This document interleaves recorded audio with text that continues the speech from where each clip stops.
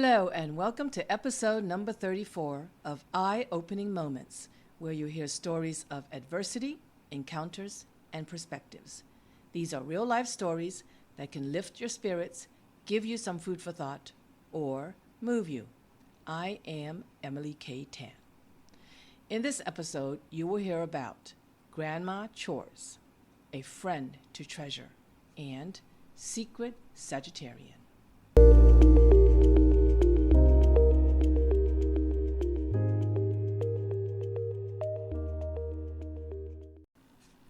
A moment of adversity called Grandma Chores. Growing up, I always had to help Grandma with the chores. I had uncles and aunties around, and they didn't help her do any tasks. Sure, they had work or other things to do, but couldn't they contribute a bit to this household of 8 people in it? Why was I the only one doing all the housework with Grandma? Grandma would say, "Get up, we need to go to the laundromat." I hated that she woke me up at 7 in the morning on a Sunday while everyone else was asleep. She wheeled a cartload of dirty clothes while I carried another bag of laundry to walk about 10 minutes to the laundromat. We'd sit there waiting for the clothes to wash and then dry. Grandma would give me a lecture about how to be a good little girl while I watched the clothes spinning around and wishing Grandma would stop nagging. Now that I am much older, I suppose she needed some company and some help, but I didn't realize or appreciate it. I just wanted to crawl back into bed like the rest of the family, who would still be sleeping when we got home. Getting home would not be the end of chores. Grandma had me wipe countertops, sweep the floor, mop the floor, and put things away. Soon it would be lunchtime, and Grandma would have me wash the vegetables and dishes used to prepare food. She didn't let me chop anything for my safety, but I saw her doing it. Grandma would tell me what spices to shake into the meat while she used her hand to mix spices to marinate meat dishes. I'd see Grandma cook. She didn't let me cook, but kept me around to clean utensils and plates as she cooked. All the work took longer than eating. The family seemed to devour the meal so fast, and then it was time for me to clean more dishes, wipe the dining table and kitchen counter, and put everything away. Every week, it was me helping Grandma with laundry, cooking, and cleaning. Maybe I didn't have anything else to do, but I hated doing it. What made it so unenjoyable was that while I was doing all the chores with Grandma, she constantly reminded me how to be a good girl. She was relentlessly repeating the same story to me about how Mom sacrificed herself so the whole family could come to America. She continued to tell me to love my mom, who was not raising me. Her nagging, repetitive words were most annoying, and it made me hate spending time with her to do the chores. I was most happy to go off to college. No more nagging. I didn't have to hear the same stories about Mom anymore. Free at last!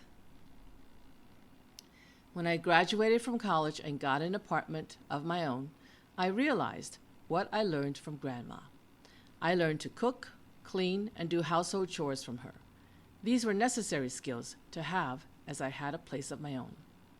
When friends visited me, some would ask how I knew how to cook. Some would ask how I got so organized and clean. I replied, "I guess I learned it from my grandmother." As the years passed and I lived in different homes, I still had people say, "How'd you learn to cook this?" More friends would say, "Teach me how you keep your place so organized and clean." Many are amazed at my upkeep of cleanliness and organization to this day. I have to give part of the credit to Grandma. Another explanation I often give people is that my mind is cluttered with many complexities or difficulties. I need to keep my outer world uncluttered to balance it all out. I notice that when I clean my house, I feel clean.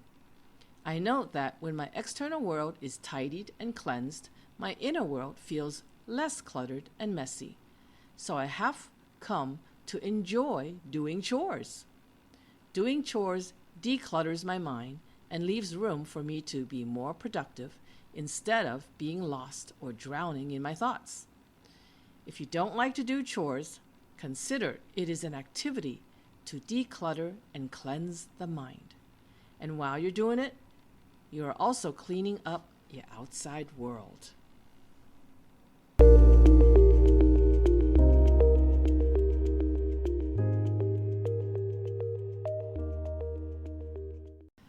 A moment of an encounter called a friend to treasure.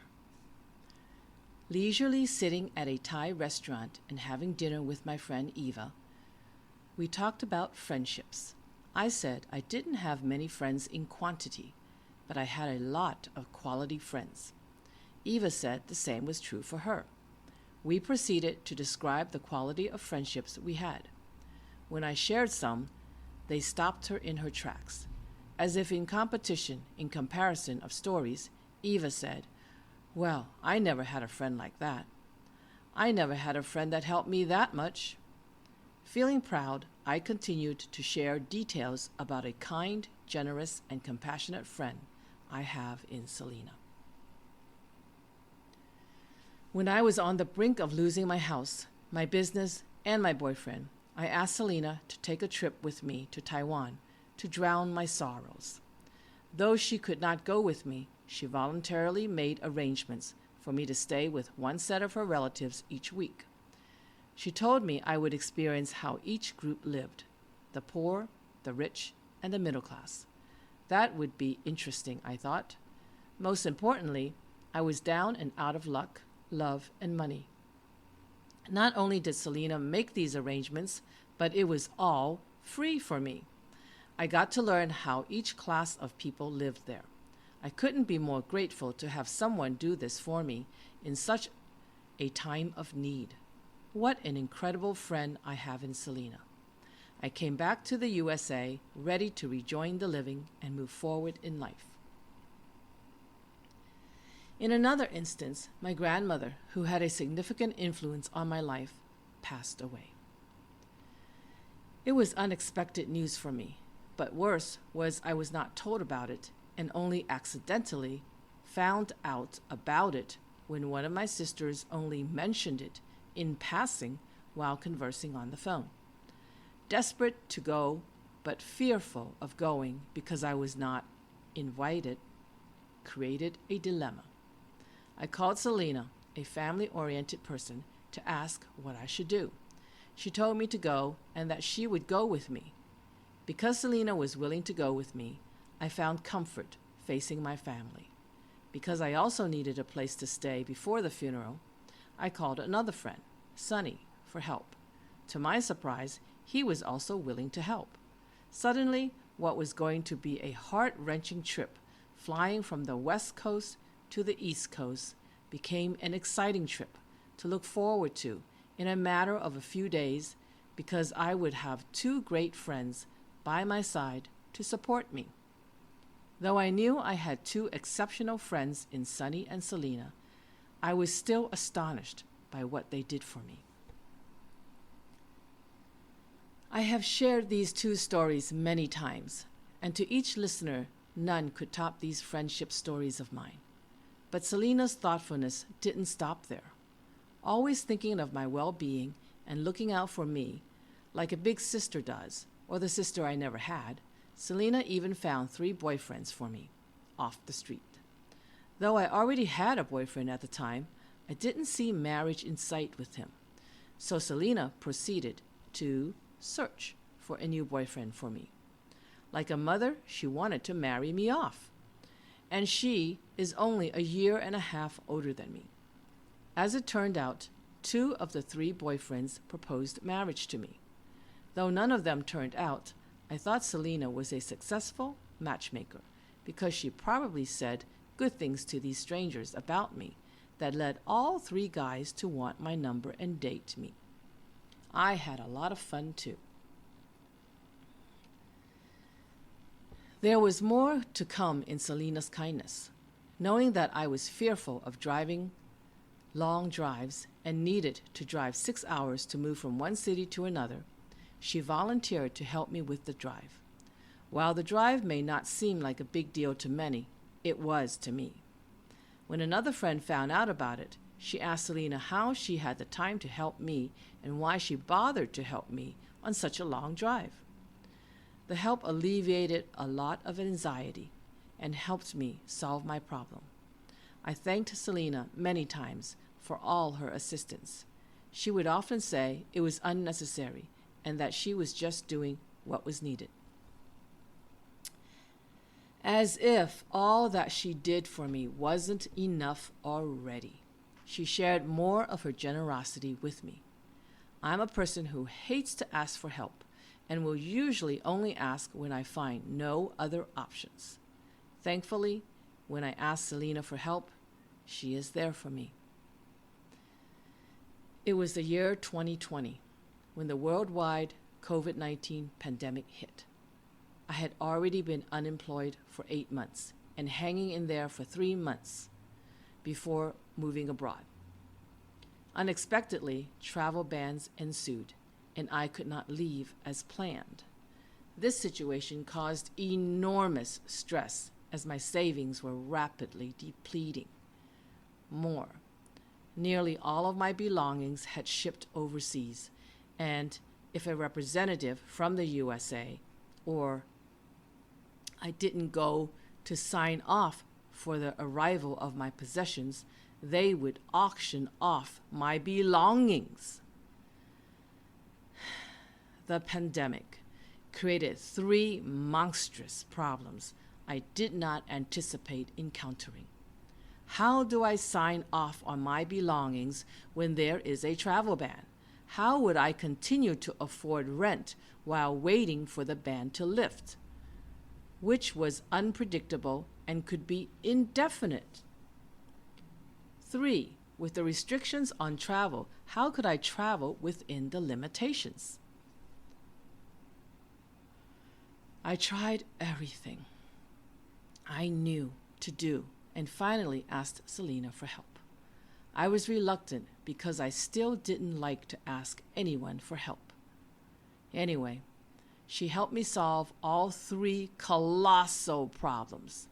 1, she traveled in my place to sign off for my possessions because she had citizenship in that country.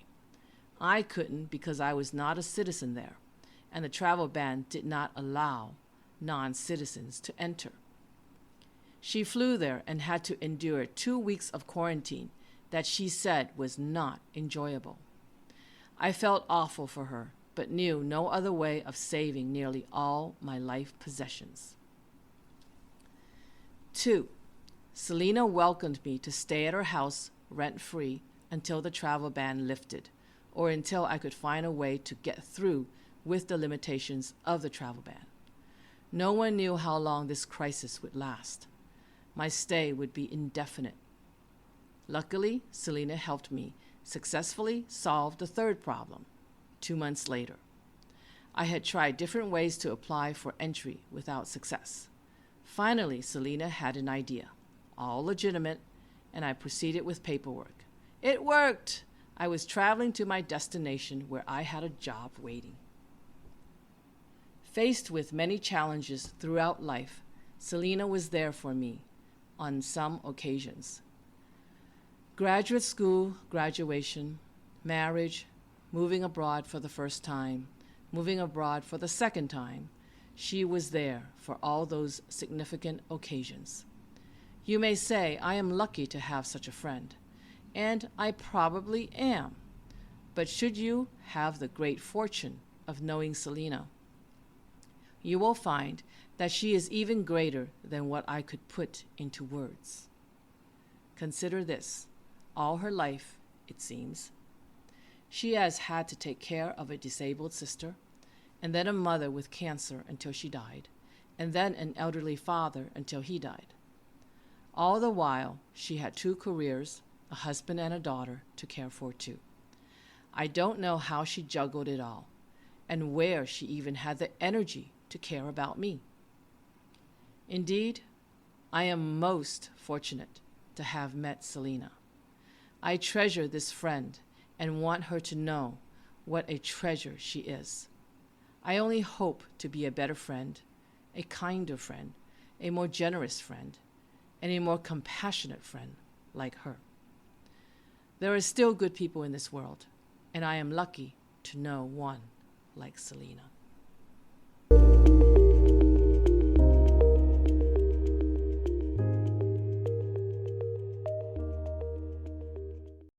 A moment of a perspective called Secret Sagittarian. I am only a secret Sagittarian if you do not know me. While I am not all the traits of a Sagittarian, I am an adventurer at heart. When set free from constraints, I am a globe-trotting wanderer. In 1 year, I could travel up to 6 countries. 1 year, I heard that Bhutan was one of the happiest countries on earth, so I set off to Bhutan by myself. I got a tour guide and a driver. While I would have no transportation problems and find my way around with them, there was a slight fear of being alone with 2 male strangers in a foreign country. But there I was. I arrived and got in the car with them, as driving to places often involved driving around and through mountains. We had to stop somewhere on a mountainside for lunch. So the 2 men got out the food they had packed and had a big picnic cloth. They laid out the big cloth and set out the food from stacked stainless steel containers for the 3 of us. I thought, here I am in the mountains with no one else around but the 3 of us. Nothing was around but bumpy gravel roads and rocky mountains for circular miles on end. The unpaved paths were narrow, where one wrong swerve could easily have you tumbling down to rock beds, weeds, and gravel. Not one other human life was around for hours on end.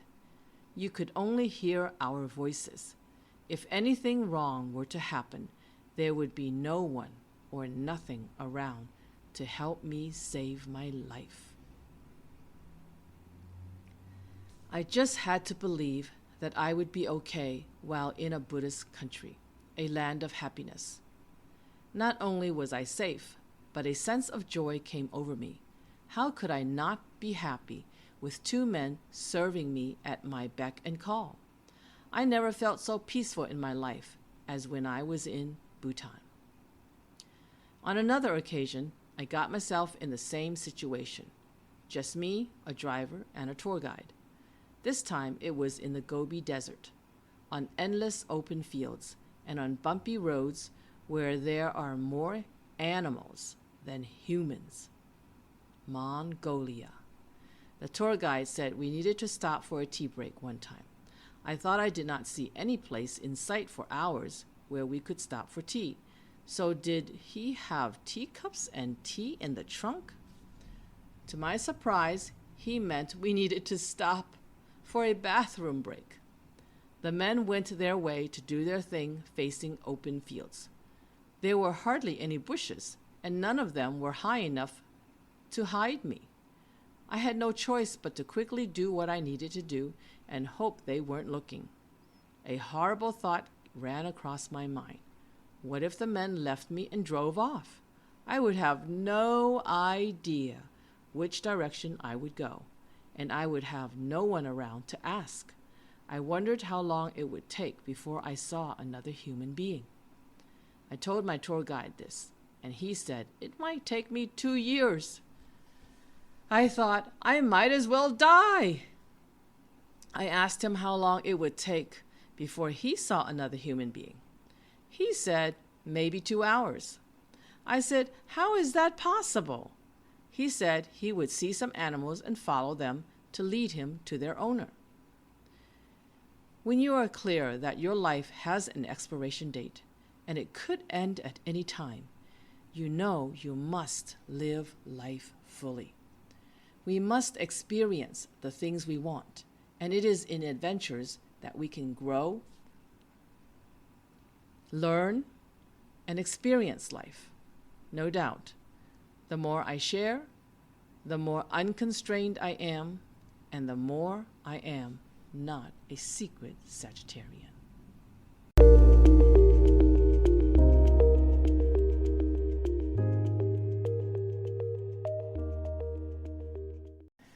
Though I had to do all the chores for the family with Grandma as a kid, I learned to take care of all household chores, which is helpful as an adult.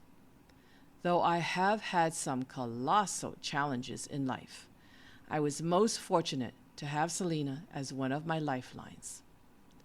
Though I may appear shy, reserved, and conservative, I am an adventurer at heart.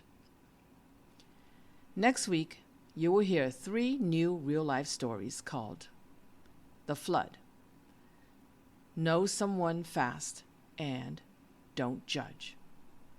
If you enjoyed this episode of Eye-Opening Moments, please share it with others, subscribe or click like on YouTube.